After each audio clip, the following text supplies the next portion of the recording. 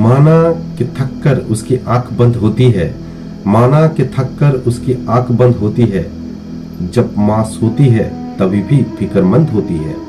Hi guys, मेरा YouTube channel mister नील सैरीवाला में आपका स्वागत है और मैं हूं नील। एक छोटी सी कहानी, ये कहानी अपनी जिंदगी से जुड़ी हुई कहानी है।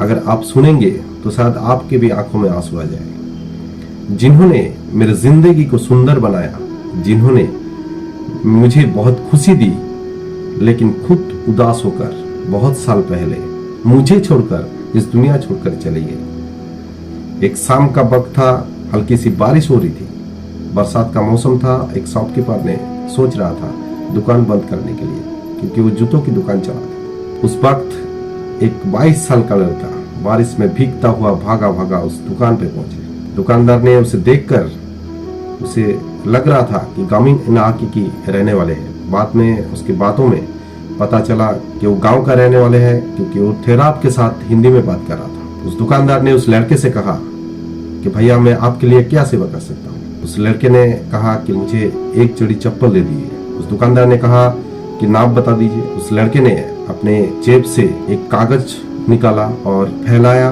उसमें आउटलाइन किया दोनों पैरों के निशान थे।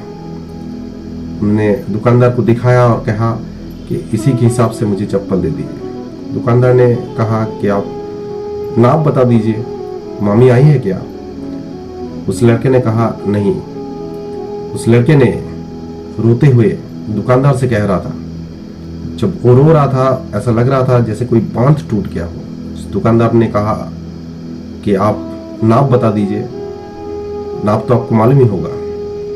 उस लड़के ने कहा कि मेरी मामी ने आज तक चप्पल नहीं पहना। बचपन से नंगी पैर कांटों में, झाड़ी में, पत्थरों में बहुत मेहनत करके मुझे पढ़ाया लिखाया, बड़ा किया। और उन्होंने कहा कि पहले तू जूता पहन, इंटरव्यू दे, नौकरी कर, बाद में मैं जूता पहन लूंगी। तो आज मुझे नौकरी का पहला तनख्वाह मिली है।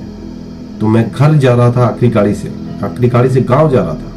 तो मैं सोच रहा था कि मेरी माँ के लिए कुछ लेता चलो। जिन्होंने झाड़ी में, पत्थरों में, कांटे पे, नंगे पैर घूम के बहुत मेहनत करके मुझे बड़ा किया, तो मैं उनके लिए कुछ लेता चलूं। तो इसीलिए मैंने सोचा कि क्यों ना मैं चप्पल लेके चलूं। तो मेरे इस कागज के जरिए मैंने एक पेन से वो दोनों पैर की निशान ले ली। तो इसी के हिसाब से भैया चप्पल दे दीजिए। उस दुकानदार ने भावुक थे, उन्होंने कहा जरूर। उन्होंने बहुत सारे चप्पल निकाला और उनको दिखाए। उस लड़के ने पसंद किया। उसके बाद उस लड़के ने बोला इसका कितना कीमत है? दुकानदार ने बोला 800 रुपया। दुकानदार मन ही मन सोच रहा था कि 800 रुपया कितनी पगार मिलती होगी, मैं पूछ ही लेता हूँ। तो उस दुकानदार ने उस लड़के से कहा कि भैया ज्यादा महंगी तो नहीं होगी? उस लड़के ने कहा मेरी माँ से बढ़कर कुछ भी नहीं। तो उस दुकानदार ने उस लड़के से कहा कितने पगार मिलते होंगे? उस लड़के ने कहा कि मुझे 8,000 रुपया मिलता है, इसमें से 5,000 रुपया खर्चा पानी के लिए खर्च हो जाता है और बाकी पैसा मेरे माँ के लिए। उस लड़के ने पैसा दिया और पैकेट उठाया, बस जा ही रहा था। उस दुकानदार ने टोका, भैया 1 मिनट के लिए रुक जाओ।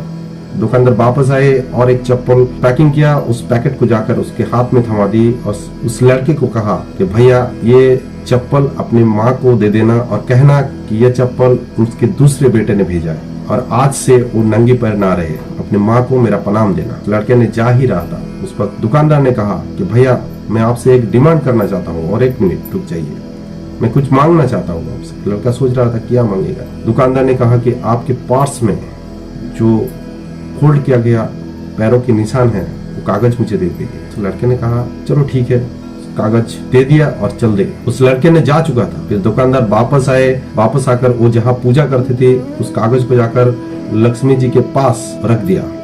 दुकान की बहुत सारे नौकरों ने देखा और कहा कि क्या कर दिया। उस दुकानदार ने कहा कि आज मुझे लक्ष्मी जी का पग मिल गया, इससे यहाँ पर रहने से, इसीलिए मैं पूजा की जगह पर रख रहा हूँ ताकि मेरे दुकान पे और भी बरकत हो सके। अगर ये यहाँ पर रहेगा तो मेरे दुकान पे और ज्यादा बरकत होगी। वो वाकई साथ साथ लक्ष्मी होगी जिन्होंने इतने संस्कारी बेटे को जन्म दिया।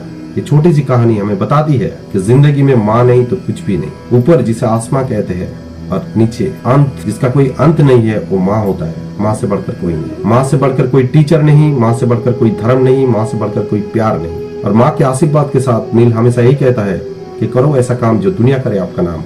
अगर मेरा कहानी पसंद आता है तो हर रविवार को सुबह 9:30 बजे एक नई पेज के साथ, तब तक के लिए लाइक कीजिए, शेयर कीजिए और ज्यादा से ज्यादा सब्सक्राइब कीजिए। धन्यवाद।